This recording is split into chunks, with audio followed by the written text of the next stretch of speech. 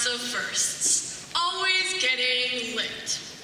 We are the first class to ever rock the keo keo. And while some were originally convinced that Mokunui rigged the class vote against red, we have brought nothing but greatness to the color white. Then there's the topic of Hawaiian language. Every student in this class has passed a Hawaiian proficiency test. Now, if you're someone like me who took Hawaiian 1 or 2, your go-to Hawaiian phrase probably sounds a little something like, make make o e ai. However, if you were so inclined to embark on the journey through Hawaiian 3, 4, 5, or 6, it might sound like, hikia ne ya fle ke kuke Kamehameha meka mobile, which roughly amounts to, chicken again? And if you're Jonathan Austin, it sounds like, I ano I vale. Regardless of the level of Hawaiian we completed at Kamehameha, our class will always take pride in our culture and our practices. We may be the class of first, but we weren't the first and we won't be the last to make an impact on this campus.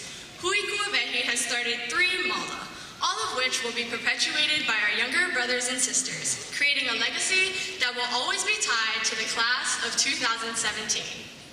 And the name Vance Ferrand, of course.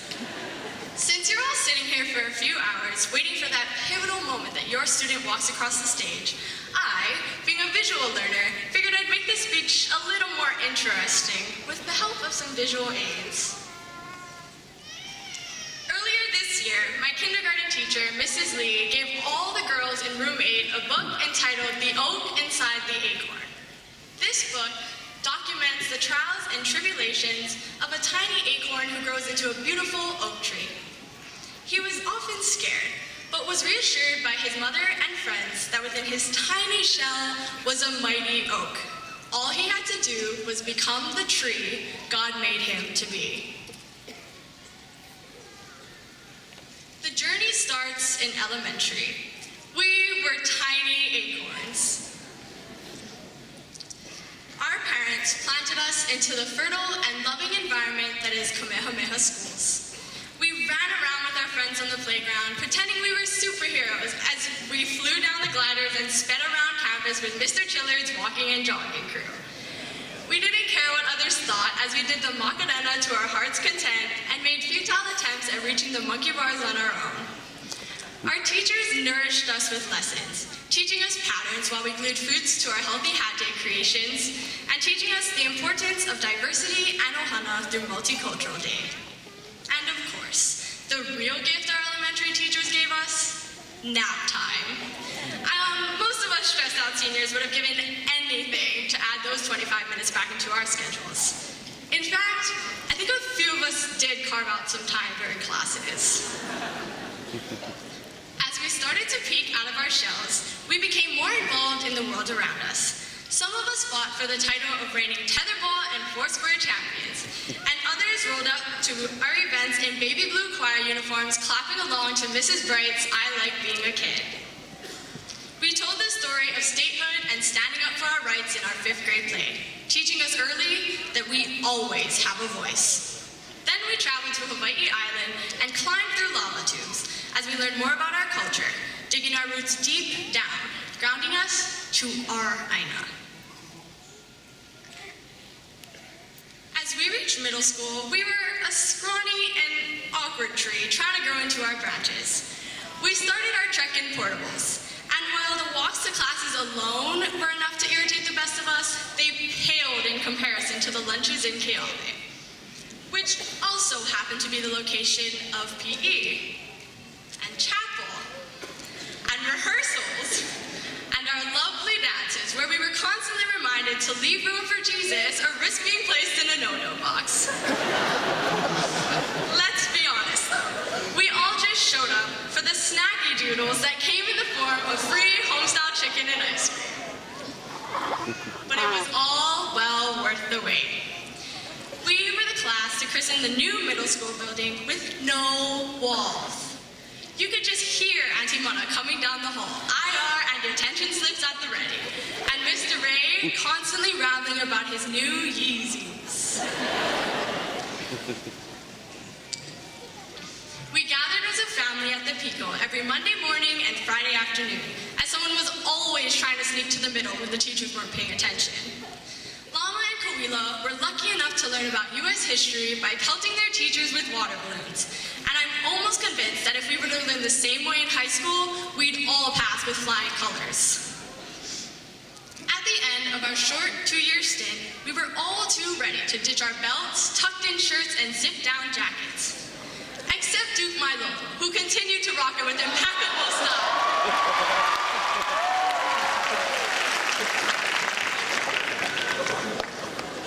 Little did we know, we would gain a new uniform police in the form of a Hawaiian paniolo as we took the reins into high school and were reminded that things posted on the internet really do stay there forever.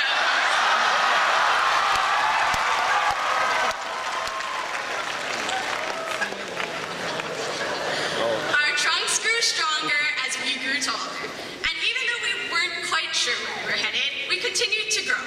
Our first year at Pawkey was filled with surprises.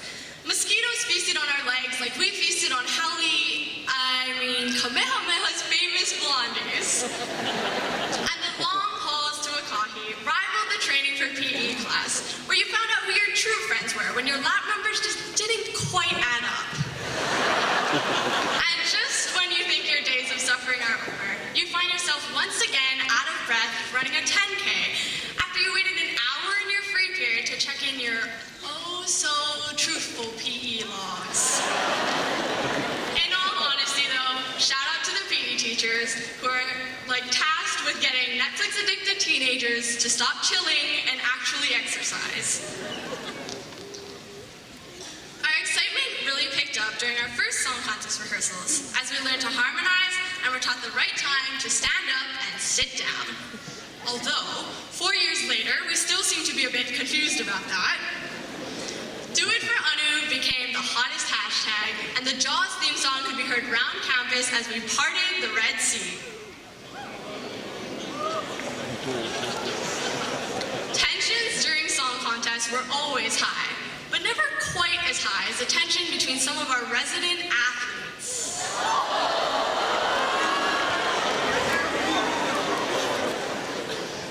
Song contest, though, wasn't the only place we shared our musical talents. Some of my fellow classmates have been regulars with Kiaka Kamehameha, and this year we learned that if you mess with Trey, he'll swallow you whole. SoundCloud was another musical outlet, and we'd all be lying if we said we didn't listen to at least one of Francis Bora's raps. This leads me to the sports realm, where it's truly impossible to list all of our accolades.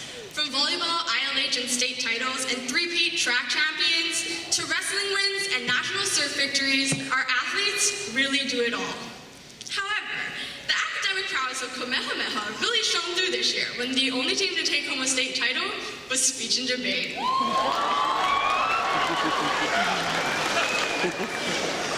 From a winter's dance to our last wish upon a star, we danced on floors and chairs, and we saw just how far posse will go to create an epic promposal.